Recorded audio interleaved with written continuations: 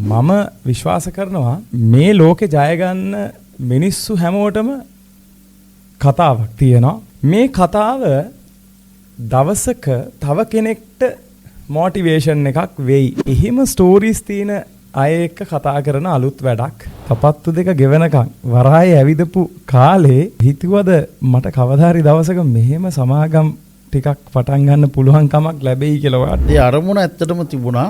කවදා හරි මේ අහවල් තැනට යන්න ඕන කියන අදිෂ්ඨානය.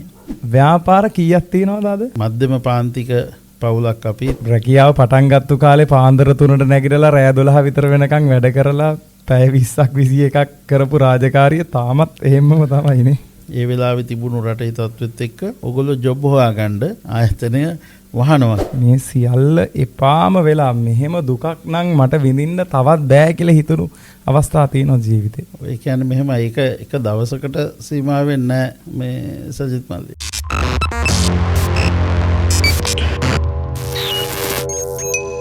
අයිබෝන් ටර්නින් පොයින්ට් මම මෙච්චර කල් ඇත්තටම තනියෙන් ඔබට කතා කළා. අද ඉඳන් මම තීරණය කළා මේක ඇත්තටම ඉන්ටර්විව් එකක් හැටියට යන්න. මොකද හේතුව මේ මම විශ්වාස කරනවා මේ ලෝකේ ජය ගන්න මිනිස්සු හැමෝටම කතාවක් තියෙනවා. ඒ කතාව අද සුන්දර වුණාට ඒකේ අතීතය බොහොම කටුක මතකයන් තියනවා වෙන්න පුළුවන්. මේ කතාව දවසක තව කෙනෙක්ට මොටිවේෂන් එකක් වෙයි. තව කෙනෙක්ට හයියක් වෙයි කියලා හිතලා එහෙම ස්ටෝරීස් තියෙන අය එක්ක කතා කරන අලුත් වැඩක් පටන් ගන්න තීරණය කළා. අද පළවෙනි දවසේ මුල්ම අවස්ථාවට මම ආරාධනා කළේ මට පෞද්ගලිකව බොහොම ළඟ ඒ වගේම ව්‍යාපාරික ලෝකයේ මම දකින ඊටාම සාර්ථක ව්‍යවසායකෙක් සුරාජ් කතුරුසිංහ. ආයිබෝන් සුරාජ්යි. ආයිබෝන්. සුරාජ්යි මේ අතරම මගේ පළවෙනි ප්‍රශ්නේ ඔයාට ව්‍යාපාර කීයක් තියෙනවද අද? මේ වෙද්දී තනි පුද්ගල ව්‍යාපාර එකක් සහ පෞද්ගලික සමාගම් 6ක් තියෙනවා. ඒ මොන ක්ෂේත්‍රවලද කියලා නිකන් කිව්වොත්? ඒක මගේ ආරම්භය සනිටුවන්න වෙන්නේ ඇත්තටම මේ රේගු නිෂ්කාශන ක්ෂේත්‍රයෙන්. ඉතින් තවමත් තනි පුද්ගල ව්‍යාපාරයක් විදිහට මම ඒක සුරක්ෂිතව අරගෙන යනවා මගේ නමින්ම. ඊට අමතරව නාවික ගුවන් නිෂ්කාශන සහ ආනයන අපනයන ක්‍රියාවලියට අදාළව කෙරෙන කටයුතු වල තමයි ඒ ක්ෂේත්‍රයේ තමයි මේ අනිත් ව්‍යාපාර ඔක්කොම තියෙන්නේ. සුරාජ් කතුරුසිංහ මහතා එහෙම නැත්නම් මං කතා කරන සුරාජ් අයියා SCK සමූහ ව්‍යාපාරයේ කළමනාකාර අධ්‍යක්ෂතුමා. අද සමූහයක් වුණාට අදින් අවුරුදු 25ක ඉතිහාසෙට මං යන්න කැමතියි. සමූහයක හිමිකරුවෙක් ඔබ අද. හැබැයි අදට අවුරුදු 25කට කලින් ඔබ මේක පටන් ගත්තු අතීත මතක වලින් අපි මේ කතාව පටන් ගමු. ඔව් ඇත්තටම මගේ ගම වයඹ පළාතේ කුරුණෑගල දිස්ත්‍රික්කයේ සඳ ලංකාව කියන ප්‍රදේශයේ හෙට්ටිරිප්පුව කියන ගම. සම්පූර්ණ නම කතුරුසිංහ ආරච්චිගේ දොන් සුරාජ් චන්දන කුමාර කතුරුසිංහ. දැන් වයස කීයද? දැන් 50යි. 50යි. එතකොට මම මූලික අධ්‍යාපනය ලබන්නේ හෙට්ටිරිප්පුව රෝමානු කතෝලික විද්‍යාලයේ මගේ ගමේ පාසලෙන්. ඊට පස්සේ පහේ පන්තියෙන් පස්සේ මම වෙන්නප්පුව ජෝසප් වාස් විද්‍යාලයට ඇතුළත් වෙනවා. වර්තමානයේ වෙන්නප්පුව ශාන්ත ජෝසප් වාස් විද්‍යාලය. පාසල් සමයෙන් පස්සේ ඇත්තටම මගේ තාත්තගේ සහෝදරීන් දෙදෙනාම ශ්‍රී ලංකා රේගු දෙපාර්තමේන්තුවේ තමයි සේවය කළේ. ඉතින් ඒ ආශ්‍රිතව එතකොට මට ඒ රේගු දෙපාර්තමේන්තුවට සම්බන්ධ වෙන්න අවස්ථාවක් විදිහට මගේ ඇත්තටම මේ ලොකු බාප්පා තමයි මුලින්ම මාව මේ අවස්ථාවට සම්බන්ධ කළේ. රේගු නිෂ්කාශන ක්ෂේත්‍රයේ ඒ ආයතනයක රැකියාවට ආවේ මුලින්ම මම පාසල් එළියට ආවෙන් පස්සේ. ඒ වසර කීපයක සේවය කරලා ගොඩාක් ඒ කාලේ මගේ දුෂ්කරම කාලේ කිව්වොත් නිවැරදි. ඒ දුෂ්කරම කාලේ තමයි අත්දැකීම් ගොඩාක් ගත්තු කාලේ. ඉතින් ඒ කාලෙදි තමයි පුළුවන් වුණේ 2000 වර්ෂයේ අප්‍රේල් මාසේ 17 වෙනිදා මේ SCK ෆ්‍රේට් සිස්ටම් කියන මුල්ම මව් ආයතනය බිහි කරන්න. සුරජ් අයියා පාසලේ පහළම තැනින් පටන් අරගෙන අද ආදිශිෂ්‍ය සංගමේ සභාපතිවරයා ඉහළම තැනට ඇවිත් තිනවා. ඔබ රේගු නිෂ්කාශන ක්ෂේත්‍රයේ වෝෆ් ක්ලාක් කෙනෙක් හැටියටද මේක මුලින්ම මම පුහුණුව ලැබුවේ ඒ විදිහට.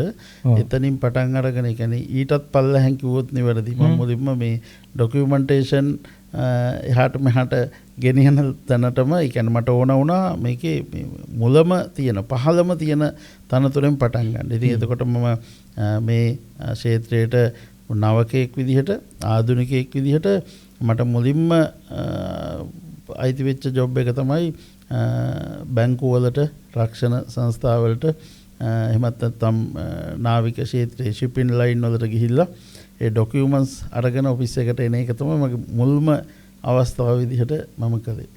ඔබ මේ පහළම තැනින් පටන් අරන් අද මේ ඒ ක්ෂේත්‍රයේ ප්‍රමුඛතම ආයතනයක කළමනාකාර අධ්‍යක්ෂවරයා මේ සියල්ල බිහි කරපු නිර්මාතෘවරයා.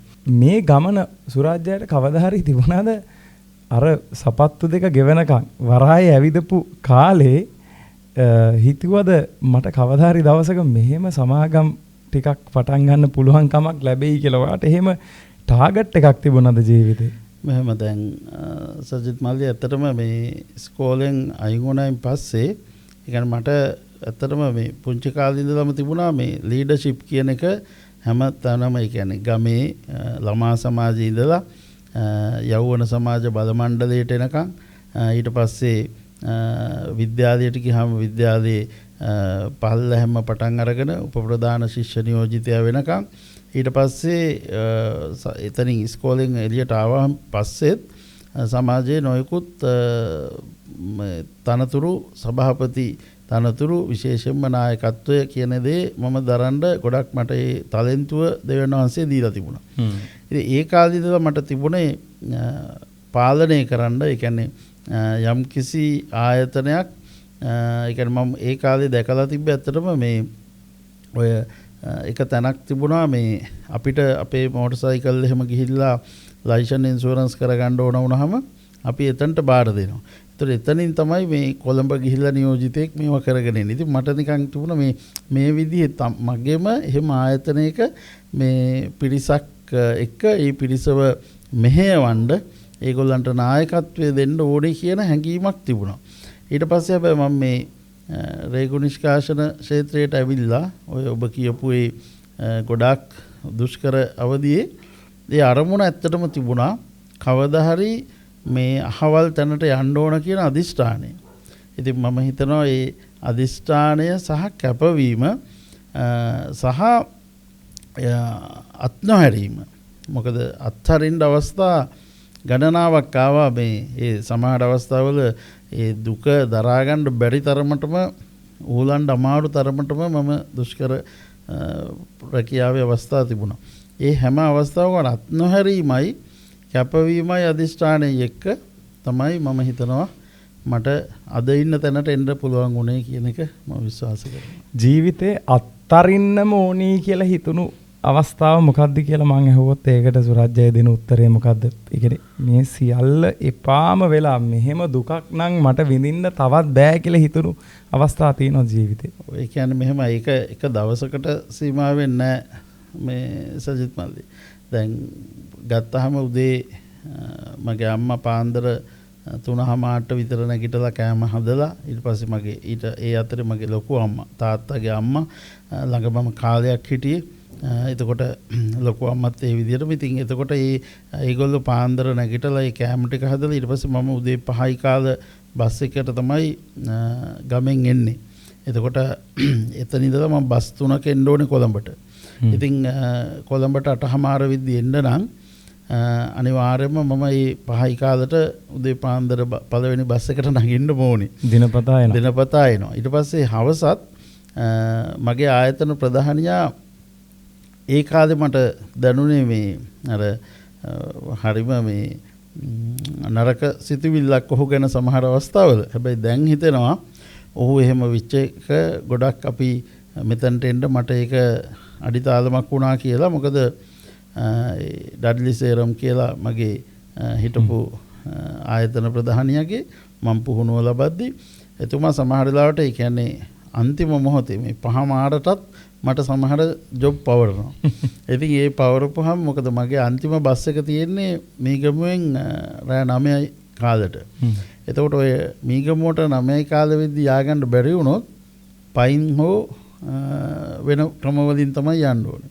ඉතින් එතකොට ඔය මේ කියන සිදුවීම එක දවසක් නෙමෙයි.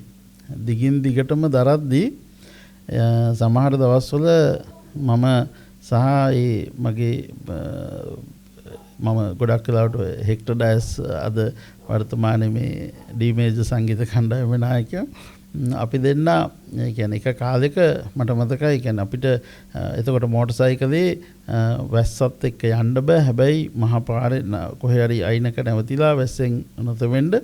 ඉතින් අපි අඬපු වෙලාවල් තියෙනවා. ඒ කියන්නේ එහෙම අපි දෙන්න හිතනවා කවදා හරි දවසක මේ අපි කොහොමද මෙතනින් ගොඩ යන්නේ කියලා. ඔහු එක ක්ෂේත්‍රයක මම තව ක්ෂේත්‍රයක. හැබැයි අපි හොඳ මේ ආලුව විදියට ඒ දවස්වල අපි එහෙම අඬපු දවස් තිබුණා. ඒ ඊට අමතරව දැන් රැකියාවෙත් මට අර එක දවසකට දෙකකට නෙමෙයි ඒ ගත කරපු වසර ගණනාවම ඒ දුෂ්කරතා වලින් ඒ කියන්නේ හොඳටම හෙම්බත් වෙලා හිටියේ. හැබැයි කොහොම හරි ඒ එතනින් එහාට යන්න ඕනේ කියන මොකද මම එතනින් මගෙන් අතහැරියා නම් මට ඒ මට ගන්න තිබුණු අත්දැකීම් ටික ගන්න වෙන්නේ නැහැ. ඉතින් ඒ නිසා තමයි මම හිතන්නේ මේ මට කොහොම හරි කැපකිරීම කරන්න පුළුවන් වුණා. අත් නොහැරීම තමයි මේ ජයග්‍රහණයට හේතුව නේ. මම හිතන්නේ ඒකත් එක හේතුවක් සහ කැපවීමයි අදිෂ්ඨානය අනිවාර්යයෙන්ම කරනවා කියලා හිතුවොත් කොහොම හරි ඒ දේ කරනවාමයි කියන සිතුවිල්ලක් හිතේ පහළ වුණොත් මම ඒක කොහොම හරි ජයග්‍රහණය කරාම ගෙනියනවා. 9යි කාලේ බස් එකේ මීගමුවෙන් නැග්ගම සඳ ලංකාවට යද්දි කීය වෙනවද ගෙදරට? ඒක සාමාන්‍යයෙන් 10 මාර විතර වෙනවා. ඊට පස්සේ එතන ඉඳලා බස් එකෙන් බහලා ආපහු ගෙදරට බයිසිකලෙන් යන්න ඕනේ. ওই බස් එක නැති දාට මං කිව්වේ සමහර බස් එක නැති දවස් තියෙනවා. මොකද අපේ ගමට තිබුණේ බස් කිහිපයක්. පැය කමාරකට බස් එකක් වගේ තමයි මීගමුවේ යන්නේ. එතකොට ඉතින් ওই බස් එක මිස් වුණොත් මේ සාමාන්‍යයෙන් තෝප්පුව හන්දිය කියලා තියෙනවා. තෝප්පුව හන්දියේ ඉඳලා එළවලු පටවලා කොළඹ ආපු ලොරි හිස් යන ඒවා ගඩොල් පටවලා යන ලොරි වල එතකොට වෙනත් මොනවා හරි යන එහෙම එකකට අත දාලා අහම්බෙන් නවත්තන ලොරි එක නැගලා ගිහිල්ලා මගින් බහලා ආයෙ පයින් ගෙදරට යන වෙලාවලුත් තියෙනවා. ඉතින් එහෙම මේ දුෂ්කර කාලයක් තිබුණා. ලොරි වලට අත දාලා තෝප්පුව හන්දියේ ඉඳලා ගෙදරට ගියපු සුරාජ් කතුරුසිංහට අද ලොරි කීයක් තියනවද? දැන් අපි SCK ලොජිස්ටික් පෞද්ගලික සමාගමට ප්‍රයිමස් 25ක් සහ අනිත් ලොරිත් එක්ක ඔක්කොම 30ක් වගේ තියෙනවා. ඒක හරීම මේ හරි එක පැත්තකින් හරි සංවේදී කතා මේවා. ජීවිතේ දැන් 11 මාට 12ට විතර ගෙදර ගිහිල්ලා පැය 3ක් විතර නිදියගෙන ආපහු පහුවදා නැගිටලා රසාවට එන්න ඕනේ. ඔබ කියනවා අපි කවදා මේකෙන් ඈතර වෙයිද දන්නේ නැහැ. හැබැයි ඔබ අත්හරින්නේ නැහැ. ඔබට අදිෂ්ඨානයක් තියෙනවා.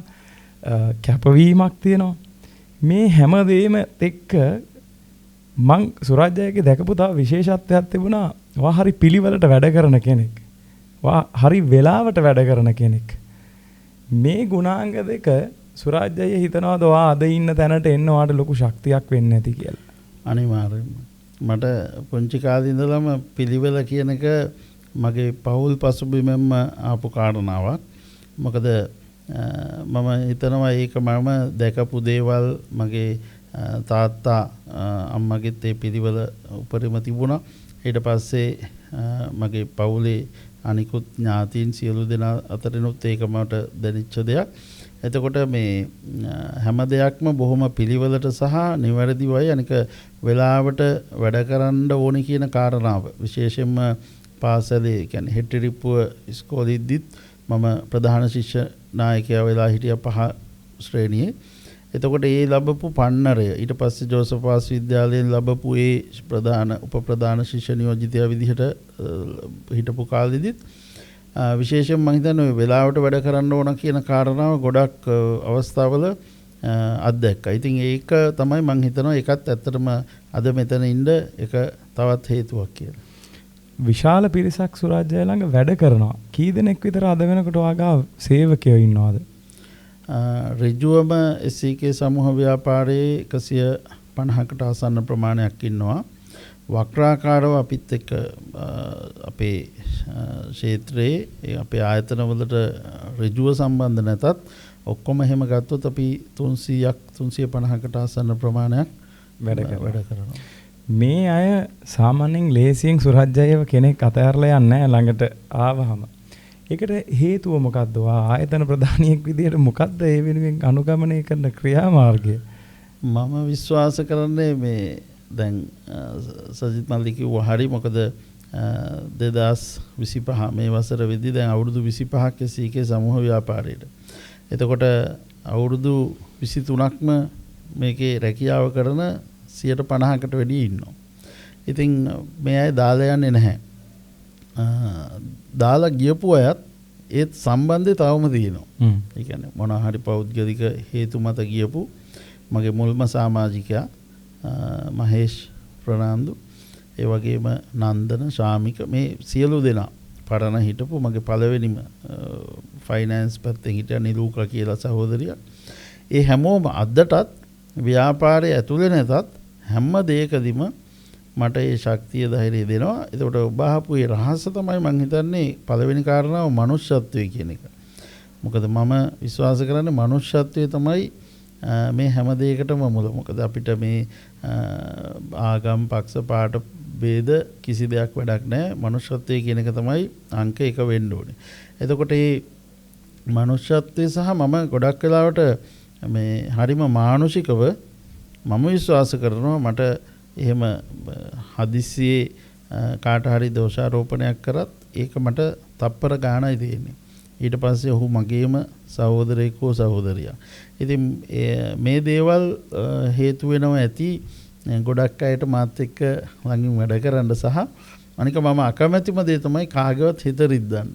ඉතින් මම පුළුවන් තරම් උත්සාහ කරන්නේ කාගේවත් හිත නොරිද්දාම ඉන්න පුළුවන් තරම් උදේට දෙවියන්ව නමදිලා මම ප්‍රාර්ථනා කරන්නේ අද දවසෙත් මට මේ දේ කරගන්න පුළුවන් වෙන්න කියලා.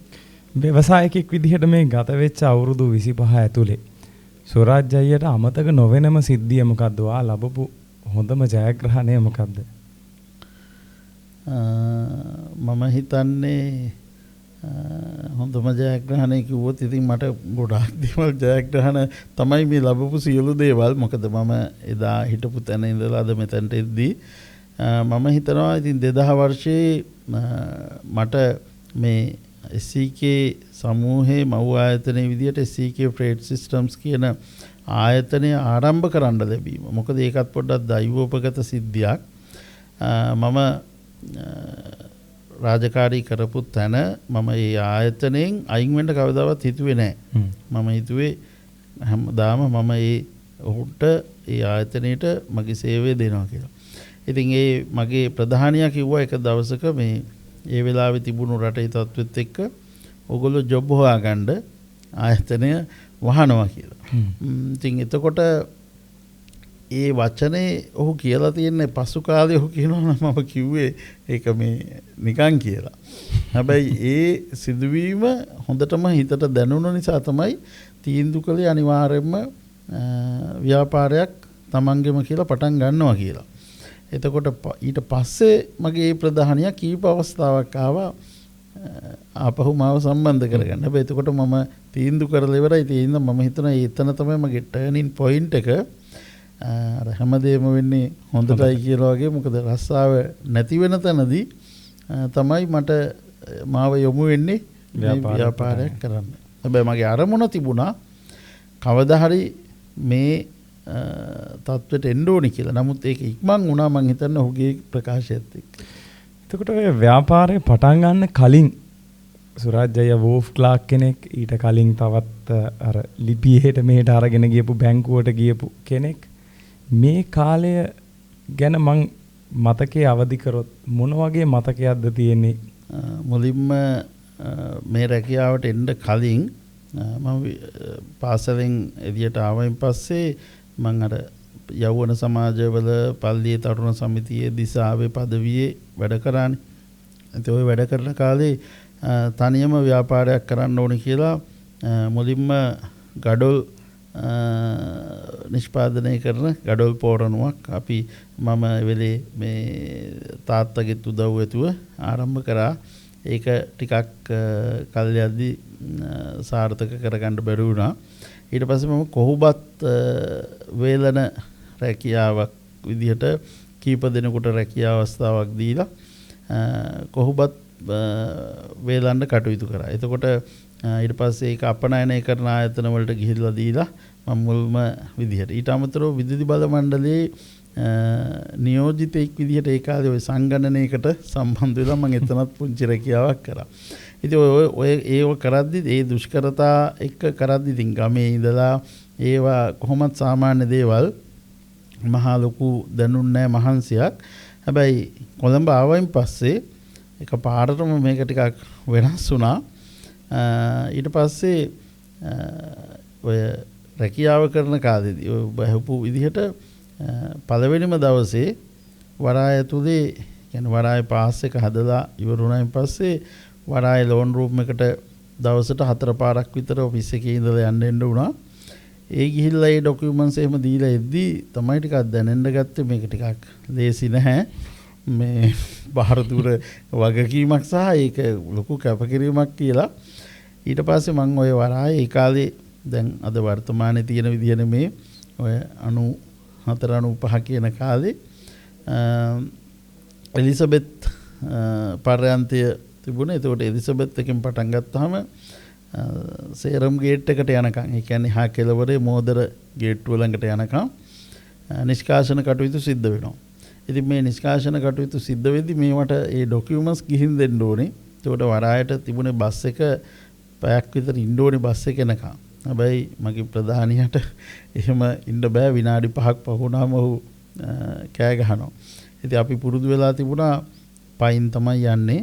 ඒකට වරායේ මේ කෙරවල ඉඳන් එහා කෙරවලටම පයින් ගියපු අවස්ථා ගණන කියන්න බෑ ඇත්තටම ගොඩාක් තියෙනවා.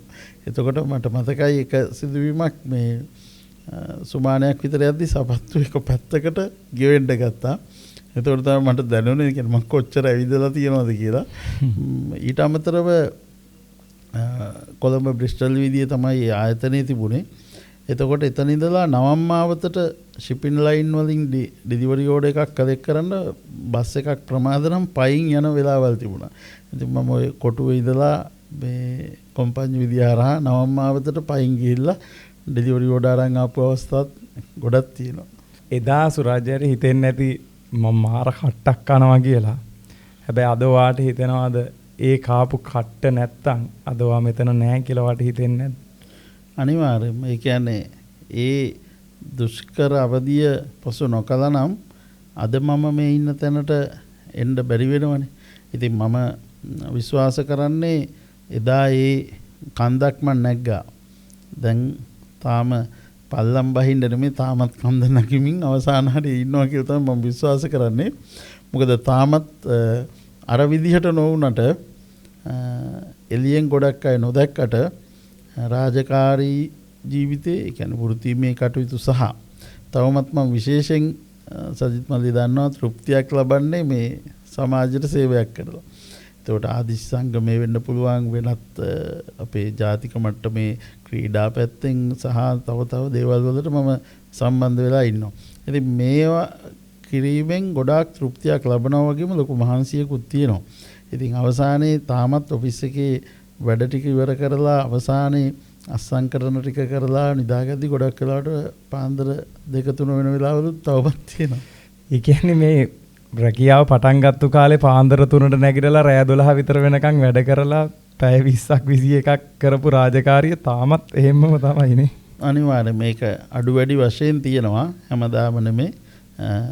ඔබ කියපු කාරණාවත් එක්ක මට මතක් වුණේ දැන් මේ 2000 දී CK ෆ්‍රේට් සිස්ටම්ස් පටන් අරන් ඒ පළවෙනි අවුරුදු 10 විතර වෙනකන් සහ විශේෂයෙන්ම විවාහ වෙලා කොළඹ කිරිබත්ජොඩට පදිංචියට එනතුරු මම පාන්දර 3ට ගෙදර ගියපු වෙලාවල් තියෙනවා.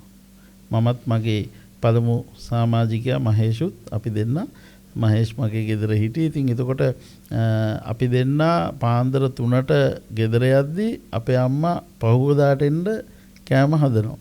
අපි දෙන්න මාරුවට විනාඩි 10ක් නිදාගෙනනවා නාලා ආපහු ලෑස්ති වෙලා ඊළඟ බස් එකට බත් දෙකත් අරගෙන එනවා ආපහු. ඉතින් එහෙම යුගයක් තිබුණා. අදත් ඒ කැපකිරීම කරද්දී ගෙදර නෝනා මොන වගේ සහයෝගයක්ද දෙන්නේ මේ පැය 18ක් 20ක් වැඩ කරන්න තාමත් සමහර දවස්වල? ඔව් මම මේ හැම දෙයක්ම සමබරව තියාගන්නවා කියලා මම විශ්වාස කරනවා.